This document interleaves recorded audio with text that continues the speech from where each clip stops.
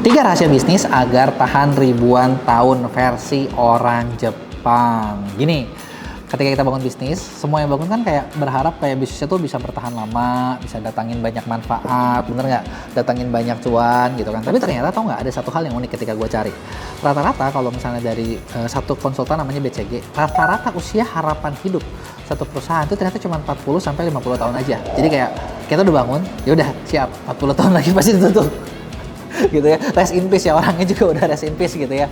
Nah, setelahnya gimana ya? Setelahnya ada beberapa nasib sih. Ada yang bangkrut, ada yang merger, ya cukup banyak juga kan yang diakuisisi. Apalagi kalau bisnisnya bisnis keluarga. Ya kalau bisnis keluarga, ya pernah dengar nggak istilah kayak generasi satu membangun, generasi kedua mempertahankan, generasi ketiga menutup.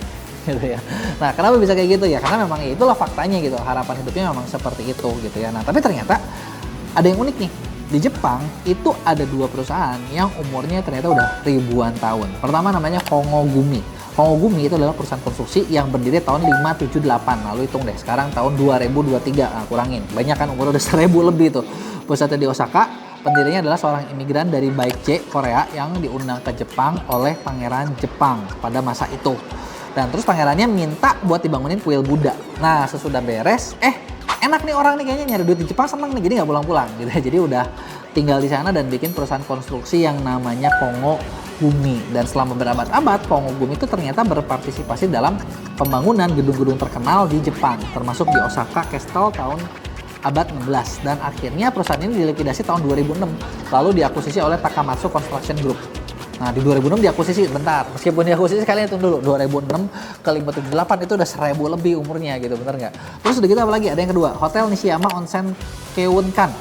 Berdirinya tahun 705 yang merupakan hotel sekaligus pemandian air panas tertua di dunia. Didirikan oleh Fujiwara Mahito dan bisnis ini dipertahankan secara temurun-temurun selama 52 generasi berturut-turut. Nah, pertanyaannya nih, apa sih resepnya? Kenapa sih perusahaan itu bisa sampai ribuan tahun gitu? Padahal kayaknya 100 tahun aja udah hebat loh, tapi ini ribuan. Nah, yang bisa dibilang, yang kita tahu adalah Jepang ini kan sebenarnya bisa dibilang satu negara yang kaya banget kan filsafat-filsafatnya. Historisnya kuat gitu kan, filsafatnya juga punya dua aspek. Pertama dari agama lokal, Shinto, dan agama pendatang kayak Buddha, Tao, Konfusius. Kedua, mereka juga ikut sama filsafat barat. Nah, gabungan dua aspek itulah yang digabungin para tokoh terkait, kemudian melahirkan ajaran filsafat yang menjadi dasar kehidupan masyarakatnya sampai sekarang. Nah, ini bisa kelihatan dari mana? Yang paling simpel deh, disiplinnya. Kalau di Indonesia, orang kan sama gini, kalau lu janji jam 2, pergi dari rumah jam 2 kurang 5. Kenapa? Enak ditungguin daripada nungguin, bener nggak? Nah, beda kan kalau sama di Jepang gitu kan. Mereka tuh kalau telat dikit tuh nggak enak banget. Gitu. Nah, sekarang apa aja sih yang ternyata rahasianya gitu ya, 3 langkah yang dilakuin dari perusahaan yang bisa ribuan tahun. Pertama, internal perusahaan itu perlu solid. Nah, di Jepang ternyata kekuatan internal perusahaan itu adalah hal utama. Mereka selalu menyatakan dengan jelas di visi, misi, tujuan. Dan ini kan kalau di Indonesia, jangankan visi, misi, tujuan, banyak bisnis dibikin nggak punya visi, misi. Visi, misi apa? Membuat jadi kaya gitu kan. Jadi wajar lah kalau misalnya umurnya pendek gitu ya.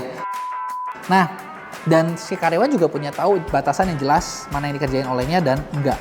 Dan direksi juga ngelihat kesejahteraan dan pengembangan karyawan tuh hal yang penting. Dan ini gue lihat beda banget sama di Indonesia. Kenapa? Karena gini, kita dimana kerjasama dengan cukup banyak perusahaan, dari yang UMKM sampai yang korporasi. Dan di situ juga fair ngomong ya, maksudnya gue ada beberapa perusahaan yang gue lihat keren banget dalam hal team buildingnya. Tapi di lain pihak gitu ya, gue banyak melihat perusahaan-perusahaan yang sebenarnya gede nih perusahaan gitu. Tapi kalau ngelihatnya tuh, ini jelek banget deh manajemennya, koordinasinya gitu kan, dimana internal perusahaan itu satu sama lain tuh bukan saling membangun, tapi gue banyak melihat perusahaan-perusahaan yang internal aja bunuh-bunuhan. Jadi kayak bisa dibilang semua tuh kayak cari muka gitu kan, cari muka, pengen dianggap paling penting, pengen dianggap the bestnya gitu loh sama bosnya, dan itu nggak segan-segan buat ngancurin para coworkernya. Dan itu yang gue lihat ya, memang sih perusahaan juga memang makanya nggak bisa besar-besar. Itu adalah alasannya, karena internalnya sendiri nggak kuat. Dan kayaknya menurut gua nggak mungkin satu perusahaan bisa kuat kalau internalnya nggak jalan. Yang kedua adalah jangan ceroboh ketika bisnis. Ada satu orang pakar di Jepang, Toyohiro Kino, yang ngejelasin dalam setiap langkah bisnis harus dihitung dengan cermat.